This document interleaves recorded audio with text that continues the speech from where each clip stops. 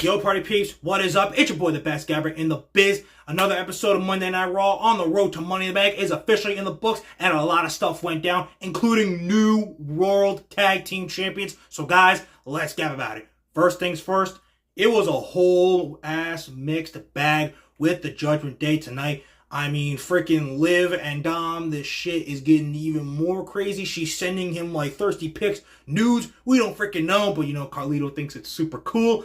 Ugh. And then freaking deadbeat dad Rey Mysterio. My God, dude, like this doesn't concern you. Your girl Zelina, she can handle herself, man. Why did you have to come out here? You did not need to come out there. You freaking deadbeat. You spotlight hogger. This is the shit that literally makes you so unlikable for all your faction members and people that want to ever team with you. That's why you've been betrayed like 50 times. That's why you will get betrayed 50 more times. Gah. But Liv, I saw that freaking Google eyes you're making, bro. Dom did not do that shit for you. He did it because he is tired of Ray, and now they have a match next week, and I swear to God, if I gotta watch Dom lose to Ray one-on-one again, ooh, I will not have it. And by the way, Indianapolis, F you, you suck.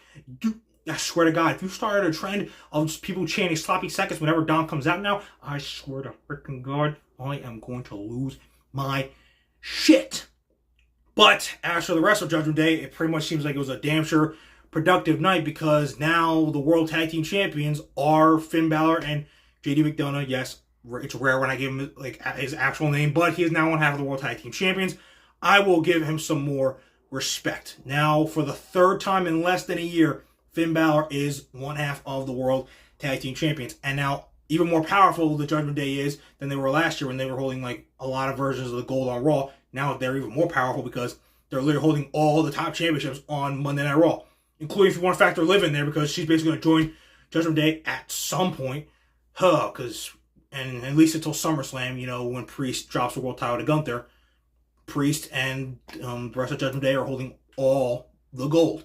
So, you know, props to them. And, dude, when Rhea gets back, man, this shit is going to be wild. It sounds like it's going to be pretty soon. But, man, Dom, you're going to have to choose, man. But if I'm being perfectly honest, I'm having this theory that I'm like, I feel like Finn and Liv, like, they're the real masterminds of this shit.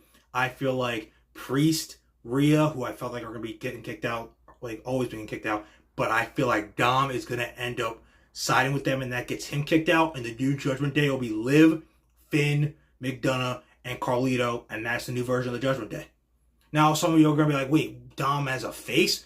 But as long as he's paired with Rhea, and plus, in that moment of choosing Rhea over Liv, that'll be the big babyface moment that, like, helps it to where, like, he can be with Rhea, and then he'll be fine. But then again, maybe he does choose Liv. I don't really know. It continues being a heat magnet for years and years to come. Either way, it works. I think he'll still be successful overall, especially if he's still paired with Mommy or with Liv. Bro's winning in life. What can I say? But geez, to say that Liv does not freaking stress out my boy Dom every single week would be an understatement.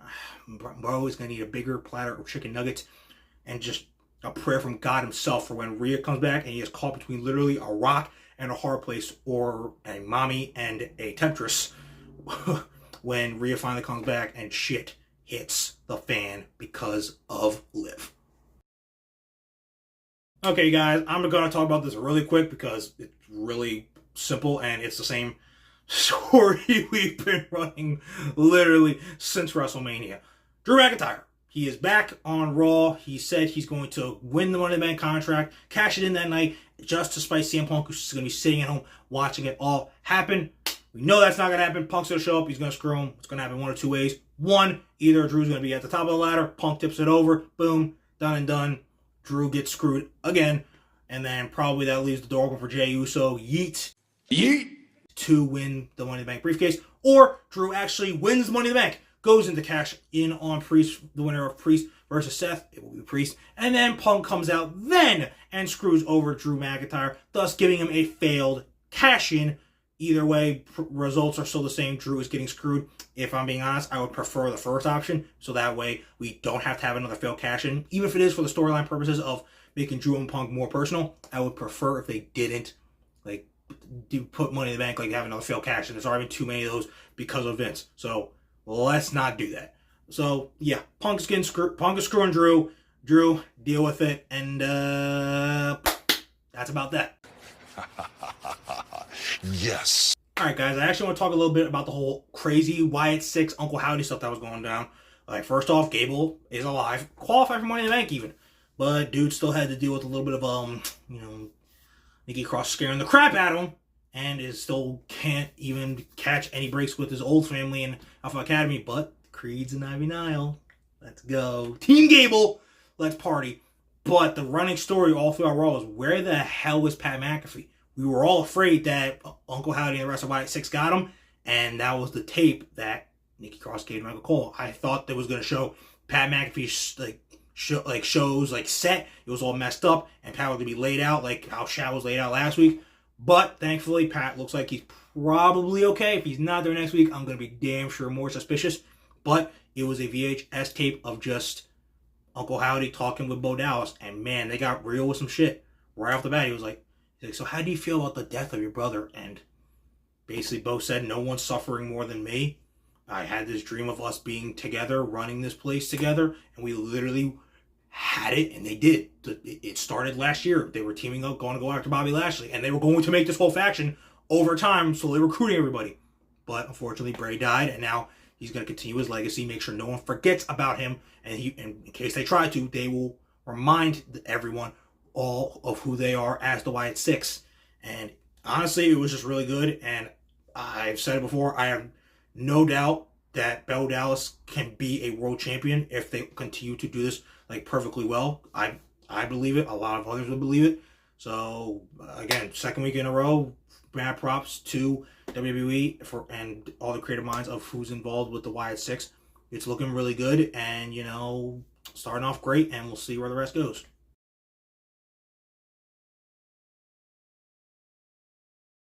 Okay, guys, another championship match was added to Money in the Bank. It is Sami Zayn defending the IC title against Bron Breakker. I have multiple things to say about this match. One, if it stays the way it is, again, keywords, if it stays the way it is, because I could definitely see Kaiser and Sheamus getting involved and doing something crazy next week to be like, it ends up turning into a fatal four-way, which, again, I wouldn't be opposed to. So if that happens, I said before, Zayn will most likely retain, and then they can do Zayn and Breakker at SummerSlam. However, if it stays Braun versus Sami, Braun's going to win. Braun's going to win. One, it's time for Sami to move on for the Intercontinental title. He's got the bloodline stuff that he's going to have to start getting ready for pretty much once we get to the fall, after Bash in Berlin's over. He's got to be ready and rocking and rolling to get that started as we get towards War Games, reuniting with, the OGs, which, God, it's going to be so oozy. And, can start Braun on his path to, superstardom. But here's my thing. Very, very important. I see some of y'all, being oh, Sami should get squashed. No. Stop. No. So, by that logic, Braun should squash Cody. Braun should squash Jay. No. Stop. Dude, Braun needs to have great matches. That's more impressive than squashing people. You need to have consistent great matches because that's what makes you a freaking top guy. Dude, stop. And Sami Zayn can literally have a great match with literally anybody. So again, he's had great matches with guys like Seth, freaking even Ricochet, Ilya, Sheamus, and even Louis. They were all really either great or super solid. Why should he just squash Sami? Oh, because that would be no, shut the fuck up. That's stupid. Sami's one of your main eventers, and is literally going to go on to reunite with the Bloodline and then win the World Championship. Hopefully, WrestleMania and start that awesome 4-month World Championship run. So yeah, squashing him makes no sense, and they're not going to squash him because, again, they are going to want Sami to put Braun over, not just with the result, but in the match itself by putting on a freaking banger. So all you guys, any of you saying squash, that's for you. And just stop being stupid. At the end of the day, the Intercontinental title loss will do a lot for Breakker, but do especially a lot more for Sami over the next year. Because like I said, reunite with the Bloodline. Shit's going to be oozy. Win with them inside War Games against the new Bloodline. And then go on to win his first world title. Have a boss-ass world championship reign. So Sami, go drop the IC title so we can get oozy and you can become world champion. Okay, you guys, that is Raw. We are done ski. Put it in the rearview mirror. We are done. a lot of stuff happened on this episode of Raw, but don't think we're done yet, because this Sunday is Forbidden Door. 9 matches all across the board, and they all look freaking dope as hell again. It's going to be another memorable night for AEW on pay-per-view. Oh, shocker, they've been doing that ever since they showed up here. Best alternative to WWE ever. Just cry about it if you don't think so. But the final stop happens this Wednesday on Dynamite, where Swerve and Ospreay are going to have to team together against the Gates of Agony before they go battle each other in what will be one of the greatest wrestling matches of all time this Sunday. And we'll see who else is going to get added to the Forbidden Door ladder match, as well as who will advance in the Owen Hart Cup tournament when Bang Bang Gang leader Switchblade Jay White, the catalyst of pro wrestling, takes on Rey Fenix. And then this Friday on SmackDown, the Bloodline Acknowledgement Ceremony, Jacob Fatu, the Samoan Werewolf, will be brought into the Bloodline officially as we get ready for Cody, KO, and Randy to mix it up with Solo, Tama Tonga, and Jacob at Money in the Bank. And we'll see who else is going to qualify for the Money in the Bank ladder matches. Guys, seriously, you're not going to want to miss any of these shows. You're not going to miss what your boy, the best Gabber in the biz, has to say afterwards. So keep on remembering that when it comes to talking wrestling, who better to gab with than Gabe right here.